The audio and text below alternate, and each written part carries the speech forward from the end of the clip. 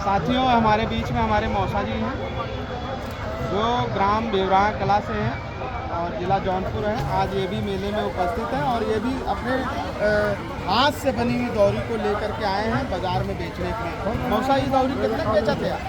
दौरी 320 रुपये की है। अच्छा, 320 रुपया की। तो बांस का अच्छी तरीके से मिल जाता है ये सब? ना ही ना मिले, बड़ी कठिनाई होती है। साथियों, इन्होंने भी बताया बहुत कष्ट से बांस को हम लाते हैं और सामान को बनाते हैं। और बड़े दुर्भाग्य की बात है कि सरकार इस समाज के विषय पर जरा सा भी चिंतित नहीं है। और सरकारों को आईना दिखाने का काम भी मैं करना चाहता हूँ कि बड़े ही उत्तर प्रदेश के सभी ज़िलों में, खासकर जौनपुर, प्रतापगढ़, रायबरेली, इलाहाबाद, मिर्ज़ापुर, बनारस, बस्ती, आजमगढ़ और यहाँ तक कि जो है क्या कहते हैं सुल्तानपुर, हम बेसिकली सुल्तानपुर में खड़े हैं इस समय। और यह समाज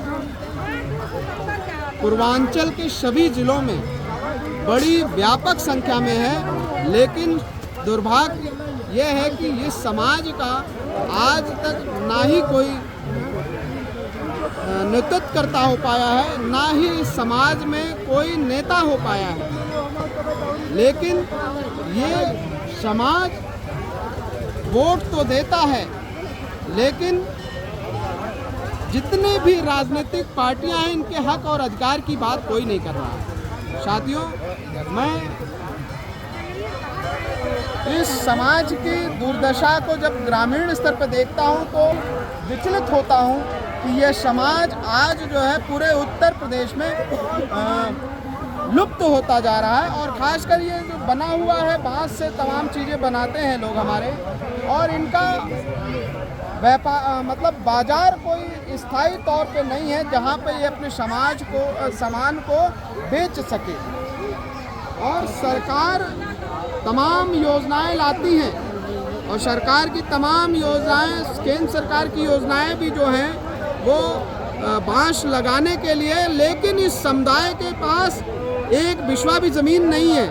मैंने तमाम गाँव में मैं गया हूँ तो मुझे ये मालूम चला है कि लोगों के पास आज भी ज़मीनें नहीं हैं, इनके पास शौचालय नहीं है।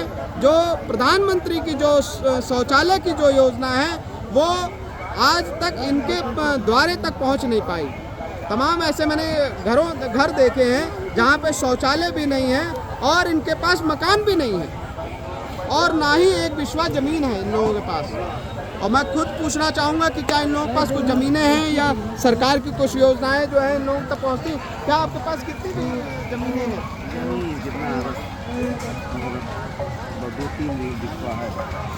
दो तीन बिस्वा है। कितने परिवार में 2-3 बिस्वा ज़मीन है? 8 परिवार में सिर्फ 2-3 बिस्वा, तो मकान भी नहीं बन सकता। उसी में तो मकान बना है। अच्छा, तो ये सरकार की जो योजना है वो आप तक पहुंचती है कि नहीं पहुंचती? अभी तक शौचालय नहीं बन पाया है। अच्छा, आपका अभी तक शौचालय भी नहीं बन पाया है। देखिए साथियों, बड़े दुर्भाग्य की बात है, जो प्रधानमंत्री हमारे कहते हैं कि स्वच्छ भारत होना चाहिए, उस योजना के तहत आज तक इनके घर पे सुलभ शौचालय की व्यवस्था नहीं हो पाई है। ये बड़े दुर्भाग्य की बात है। और मैं एक साथी से और पूछना चाहता हूँ, इनके पास भी कितनी ज़मीनें हैं? आप भी भैया बताइए, आपके पास कितनी ज़मीनें हैं? हमारे पास 2.5 बिस्वा है। कितने भाई हैं आप? तो 2 भाई। अच्छा, 2 भाइयों में 2 भाई करीब 5 बिस्वा है। 5 बिस्वा। तो उसी में घर भी बन गया है। अच्छा, उसी में घर। तो क्या उसमें खेती हो पाती है? देखिए साथियों, इनके पास भी पर्याप्त खेती नहीं है और शौचालय हमको भी नहीं मिला है। एक हमारे भैया भी हैं, ये भी हमारे मौसी के लड़के हैं। भैया का नाम? रमेश चंदा में। और आप जो है क्या कहते हैं, ये भी अपने बच्चों को बताइए, इलाहाबाद जैसे शहर में पढ़ा रहे हैं।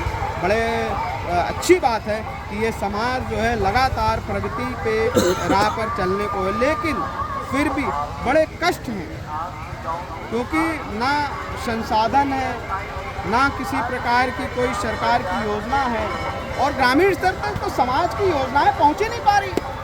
और सरकार कहती है कि नहीं सब ठीक चल रहा है। तो साथियों, भैया हमारे जो है अपनी बिटिया को इलाहाबाद में यूपीएससी की तैयारी भी करा रहे हैं, ये बहुत अच्छी बात है और लगातार संघर्ष कर रहे हैं।